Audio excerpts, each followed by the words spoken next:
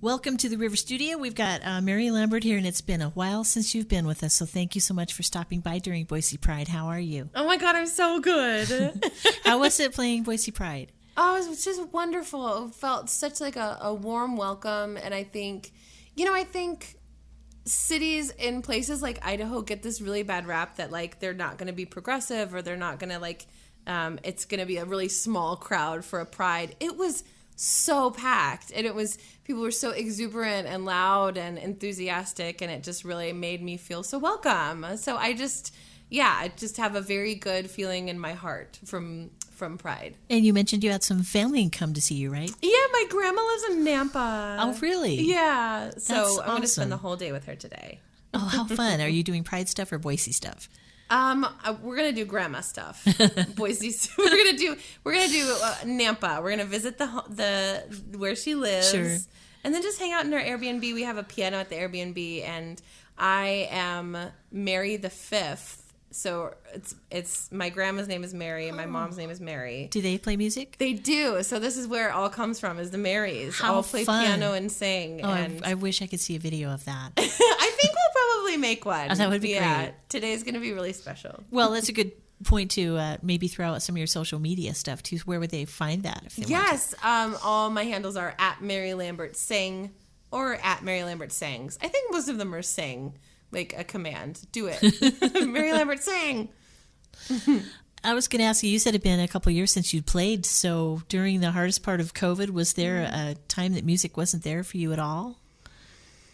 That's a good question. You know, it's funny because I'm in a new Netflix show and movie called I Heart Arlo, and I started doing voiceover work. Yeah. And so it was kind of just doing that, and then I started teaching this workshop on body positivity and, you know, really trying to dismantle your own internalized fat phobia. And so my work has been, I'm working on a book about that. Okay. You know, like I went from complete self-hatred of my body and like really resenting everything what I felt like my bigger body was holding me back from, and Sure. realizing that, you know, that was all sort of in my head. And well, it's social, right? Like Yeah, we're all yeah. sort of conditioned to believe that. Sure. And so my workshop has been really incredible. It's a 4-week workshop I do online, and it's helping me inform my book. So I've been doing a lot of Okay. research. So I haven't been playing as much as I would like to. I have a Patreon. We have a Patreon for our podcast. And so people that at a specific tier request songs, and it is my only time that I play now. And I actually really like it because it's like forces me to play. Yeah. I want to get into all of those things that you mentioned here separately in the future here, but I wanted to know, was it kind of a dark time to not be performing? Was it weird for you? Yeah, I mean, it was sad. I think it was like, it was just disappointing, you know? But at the same time, I also felt like it was a really deep act of compassion and love and care for each other that, like, together we sort of decided that, like, this is not a good idea to tour and to have people crowded, you know, and to be in large gatherings. So for me, it felt like, oh, this is good. I felt that it was a sort of a positive, compassionate thing, you know, and I didn't feel like that it impacted me, you know, terrifically, because I'm pretty remote anyway, so I have a home studio, so it didn't, you know, I more felt for other people that were experiencing the real hardship of, you know, not being able to tour if that was their main source of income. You know, I felt for other artists that experienced that, but since I've been doing stuff more remote, I just saw it as like an act of compassion. In the kind of surreal time that it's been, did you find yourself being able to be inspired and write stuff, or were you kind of like, it's a weird time, I don't know what to write about? Or was it good to write because it's a funky time? Yeah, you know, it's so funny. I've just been immersed in academic work and wanting to research as much as I can for this new project. So I think it's so funny right now. I'm just in a project-based mode. So I just sort of follow what my soul is doing. 2 years ago I was working on my poetry book, and so I was writing mostly poetry, but I'm starting to feel that I'm ready to start writing again, and I want to, the same work that I've been doing in sort of body positivity sphere, I want to translate that into music, and I would love to release a sort of EP or an album that's sort of centered around the body That would and be great. Bodily autonomy and and the queer body too. I don't know what that looks like right now, but I'm excited for the future. That's great. You said Boise was the first that you'd played at all in like 2 years out 2 publicly? years, yeah. We are so lucky that we were the first, so thank you. And thanks for being here. We've got a keyboard and would love to hear a song if you'd like to share I would one. love to share a song with you. This is a song I'm going to play 2 songs off of my last album called Grief Creature. So definitely not like a pop album. And when I tell people, like I told people at Boise Pride, I'm like, I know you came here to dance, but you're mostly just gonna cry. So that is that's the goal, is to make you feel something, and I hope you feel something too.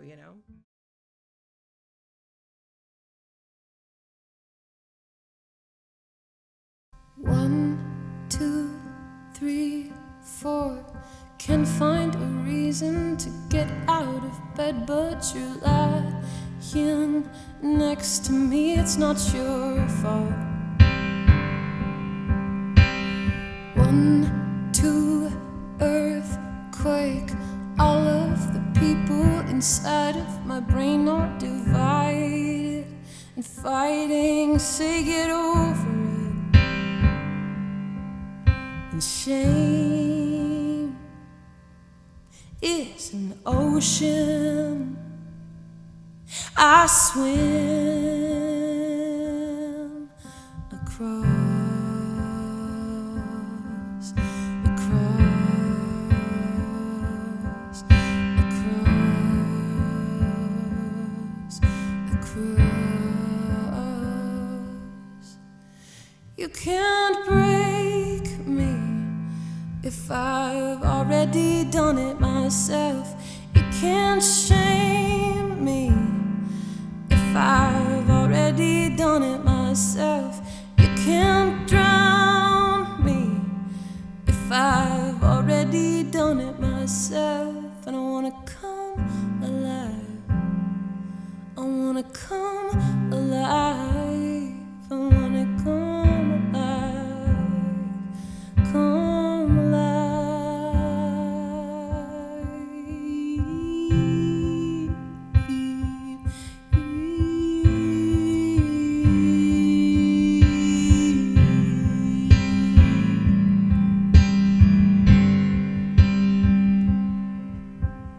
One, two, dark room. Does anybody know the way out of here? I planted roses in the backyard, don't remember why.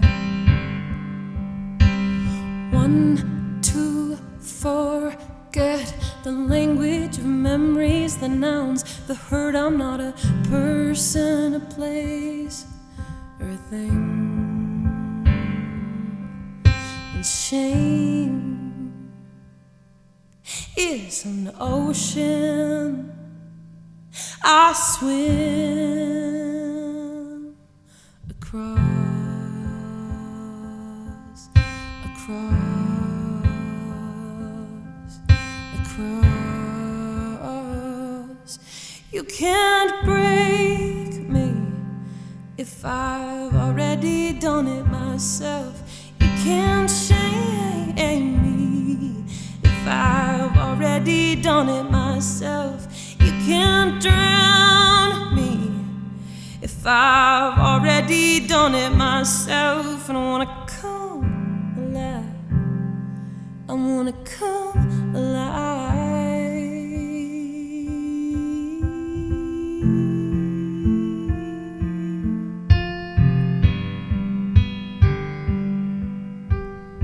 If I hate myself enough, I can call it kindness.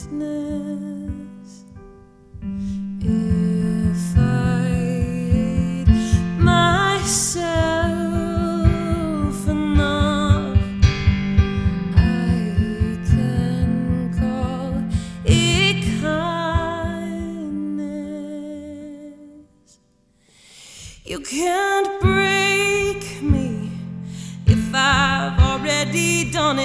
myself. You can't drown me if I've already done it myself.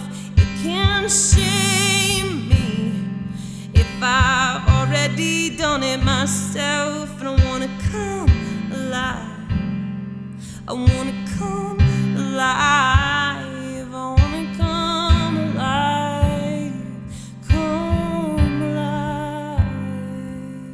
Oh, oh, oh, oh, oh, oh, oh, oh, oh,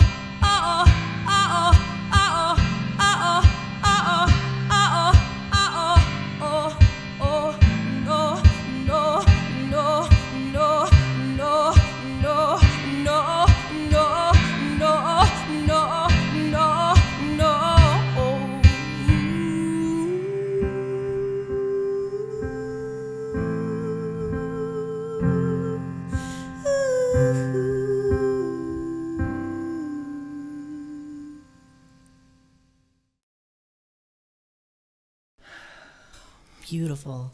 Oh. I was going to ask you get caught up in reliving these stories and these emotional songs. Does it make you exhausted when you do a performance? I really appreciate you saying that. Yeah. Initially, when I released Grief Creature, I was like, I can't tour this. I did a release show in Seattle, and I thought, if this goes well, then maybe I'll tour this album and I'll do a whole thing. But honestly, like, that song is maybe the lightest song on the record. Wow. Maybe not the lightest, but I don't know how to not throw myself into something. I don't know how to not give myself completely and surrender to the song and the moment and the feeling of it, that when I'm done playing, I'll usually have been crying on stage, and I need I need a solid amount of time to recoup and collect my guts, and a therapist on call. I think that's why so many people love you, because you're really genuine and they can relate to that. You're telling some pretty heavy stories a lot of people can relate to. Yeah, thank you. I mean, it also feels like I feel that when I'm able to be my most vulnerable self, it's also an invitation for others to be their most vulnerable self. And I really think that's what's going to save us all, is that ability to connect on a deeper level and have, that deep empathy for one another, I love that. And just to bring things back around, a reminder, we just made a mocktail here in the studio before getting started. So that's a separate video. If people are listening to this podcast or watching the video, go to our website, River Boise, and watch the wonderful mocktail that was made for us before this. I want to get into some of your side projects now. This workshop you're doing. Mm-hmm. What is it? Everybody is a Babe? Is that what it's called? Yeah, it's called the Everybody is a Babe workshop.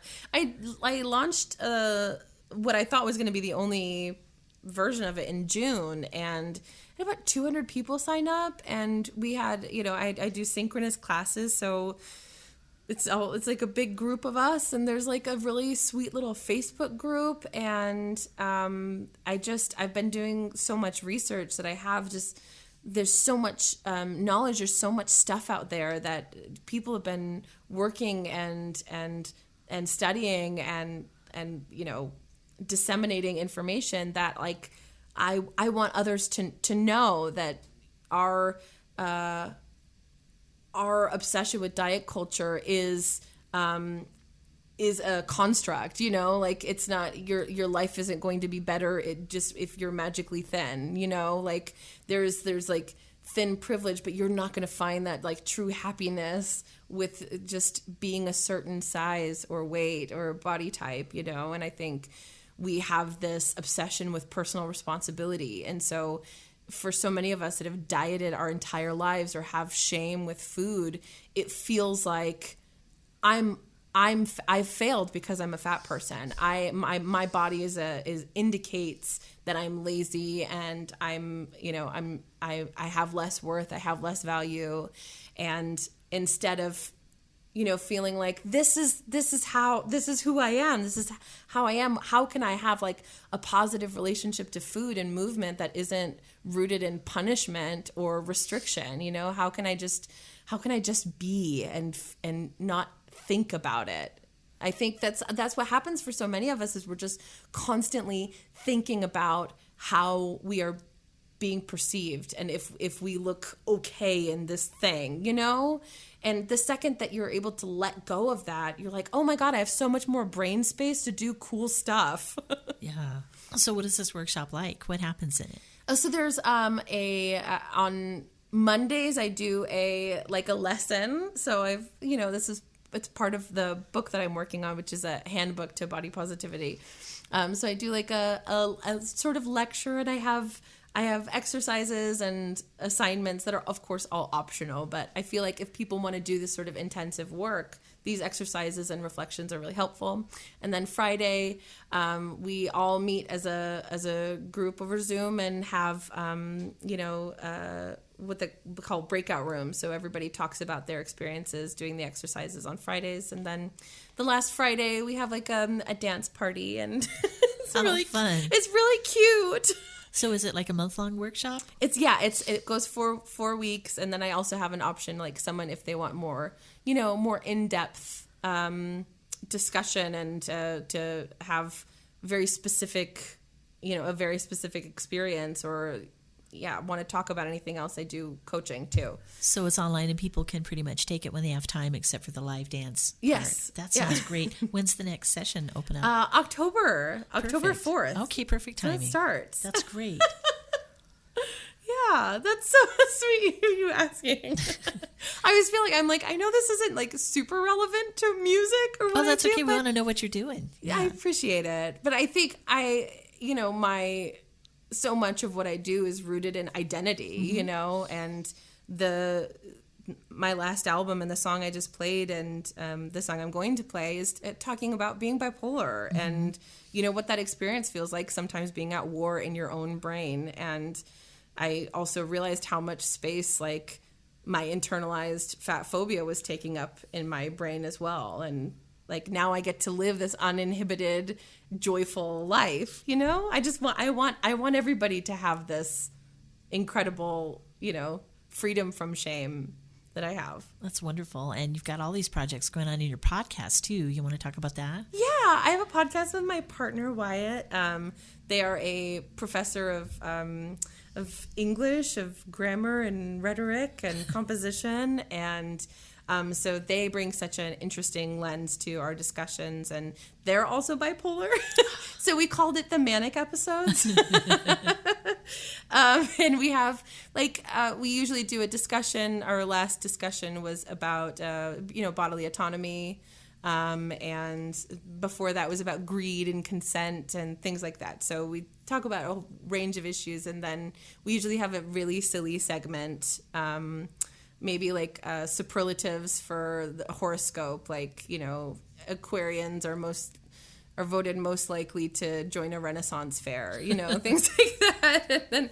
And then we talk about things we're obsessed with, and then we read poems. So it's the ideal podcast. That sounds super fun. We will put a link to that on our site for sure. Thank you. And we'd love to hear another song if you're ready. I would love to. And it's so funny. It's a perfect timing. This is our intro song to the podcast. Oh, cool. This is called Born Sad. I wrote this song actually, I think over 10 years ago, and I just recorded it for Grief Creature. When I initially wrote it, it was so upbeat, and I was like, this isn't right.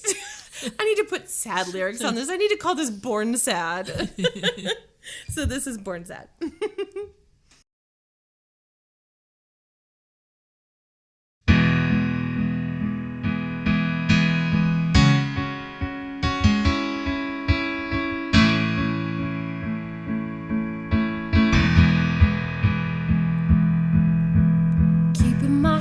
Above water is all that I know how to do, but it's kind of beautiful underneath it all. Ever since I was a child, was always a sad one. And why you gotta cry all the time, all the time? Keeping my head above water is all that I can do. Did anybody ever teach you some people are born sad?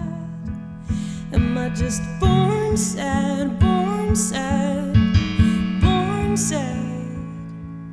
Oh, born sad, born sad, born sad. Clinging my books to my chest, asking the pages, anybody, anywhere, ever love me back? I got some secrets that keep creeping out in my sleep, asking my good God, will they ever go away? Am I just born sad, born sad, born sad? Oh, born sad, born sad, born sad. Oh,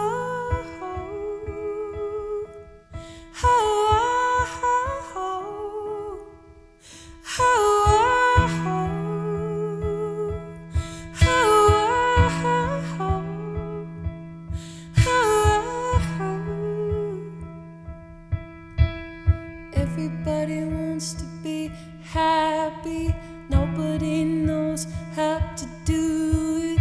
Everybody wants to be happy, get out of bed, you gotta get out of bed.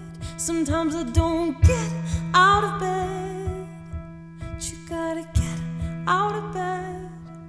We all get out of bed, you gotta get out of bed. But I'm crying and laughing at the same time, crying and laughing at the same time, crying and laughing at the same time. Maybe I'm born sad, born sad, or maybe I'm born sad, born sad, or maybe I'm born sad, born sad. Maybe I'm born sad. Maybe I'm born sad. Maybe I'm born sad.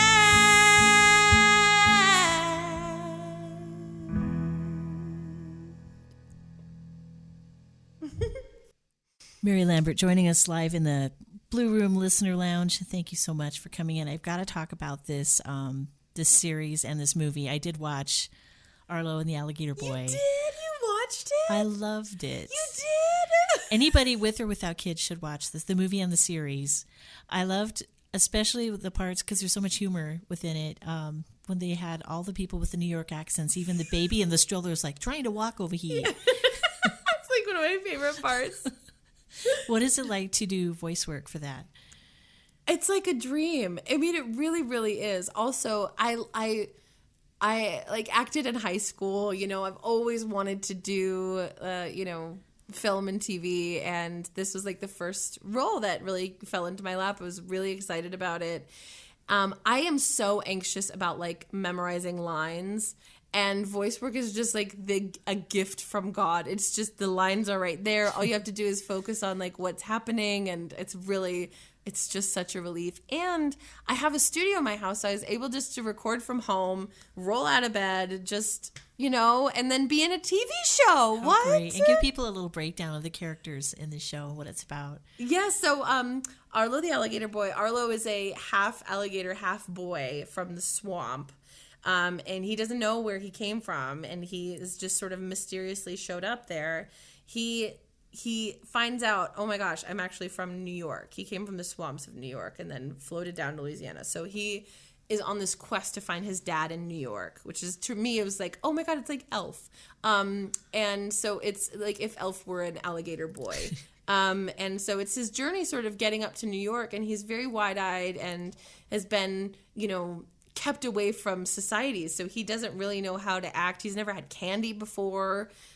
He just assumes the best in everybody. And I think he's he's a great role model just with his unbridled happiness and enthusiasm and joy, and just is, he's a good friend. And he meets Birdie. I play Birdie. She's like a 13-foot tall girl. So she's also been ostracized in a way, and she has a little bit of a chip on her shoulder. She's been, you could tell she's seen some stuff. People have treated her probably pretty poorly. And she's just super strong. She's kind of has the superhero strength. And so she protects Arlo from the rest of the world. She's like a big sister. And then they meet a bunch of other characters. And then they end up in New York and trying to find Arlo's dad. It's a very sweet story. And then the series kind of picks up of them all sort of living together in this town and building a town and navigating, really real stuff like burnout and being introverted in a group of people. Brittany's pretty introverted, and it's a really good series. I love it. It's kind of an animated, a musical, and I love Arlo's mother, the Cajun mom. Oh yeah. And there's so many little misfits and cute characters within it. I love the stories that are told, so I really encourage everyone to watch that. It's on Netflix right now. Arlo, the Alligator Boy. You're so sweet. Yeah, and it's Jonathan Van Ness and Tony Hill and Flea is in it too. Right. It's like a really good Jennifer Coolidge. Really I'm like, oh my recognizable. God, I cannot believe I'm in this. I'm in this series. I really love the song that's on the soundtrack for that Just Another Night in New York. That's a really pretty song. Thank you so much. It's my first pop song since I was on a major label. So did you get to write that for? No, actually the creator of the entire series is also a songwriter. So he wrote all these songs and they're really good. And even when I was on a major label, I was very reticent to sing songs by other people. I have songwriter hubris. I just need to be connected to it. But listening to Ryan's songs, I was like, oh, I can tap into this. I can do this. And it was just exciting to, sing pop music again and really try to challenge my voice. I quit smoking about 2 years ago and I was a heavy smoker for 15 years. Wow. And so now I feel like I'm able to access different parts of my voice, which feels good. Sure. Well, it's been such a pleasure, Mary Lambert, for joining us here in studio. Before we are done, I just wondered if you maybe had anything to say about Texas. Oh my gosh, I have so much. I thought maybe. What don't I have to say about Texas? I think that this belief that it's just going to stay in Texas is really naive, and that this is going to spur a wave of legislation that is going to directly and harmfully impact so many people.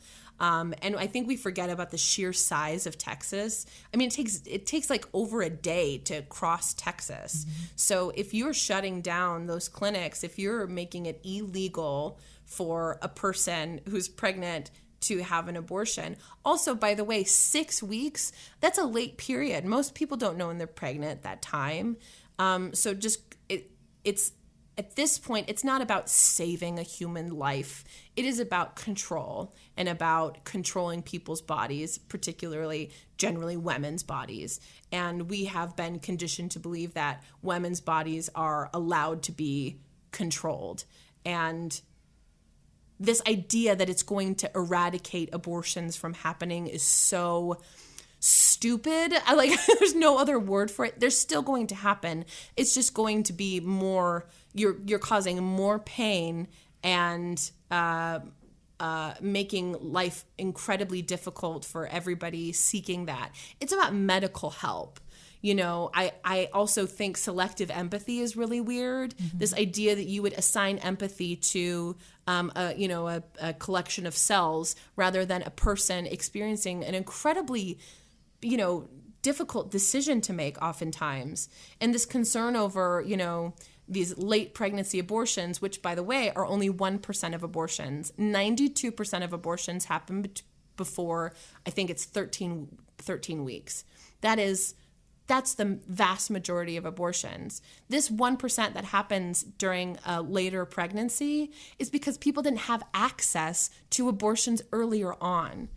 So people being concerned about this, potential life is the best way you can do that is to offer comprehensive health care, And I just have so much to say, but it also feels like if you are going to say, well, we care about human life, then what about the 450,000 children that are in foster care? You know, if you care about children that much, then where is that? Where is, mandated childcare? Where is like comprehensive health care? Where is, maternity leave and paternity leave for people to actually care? It is like, it's not pro-life. You're pro-birth, and to force someone to go into labor because you think you decide what someone should do with their body is absurd. And the fact that it's posed as this question between pro-life and anti-life. Are you kidding me? This is about autonomy. This is about freedom. This is about like what someone can do with their body, and it's about control. It is beyond me that this is even up for discussion. Well said, and thank you for going there with us. I went off the rails. I was kind of hoping you would, because we want to hear what you think about that. So really appreciate it, and your songs are beautiful. Thanks so much for joining us today in the Blue Moon Listener Lounge, and hope you'll come back really soon. I love it here. Thank you so much. Thank you.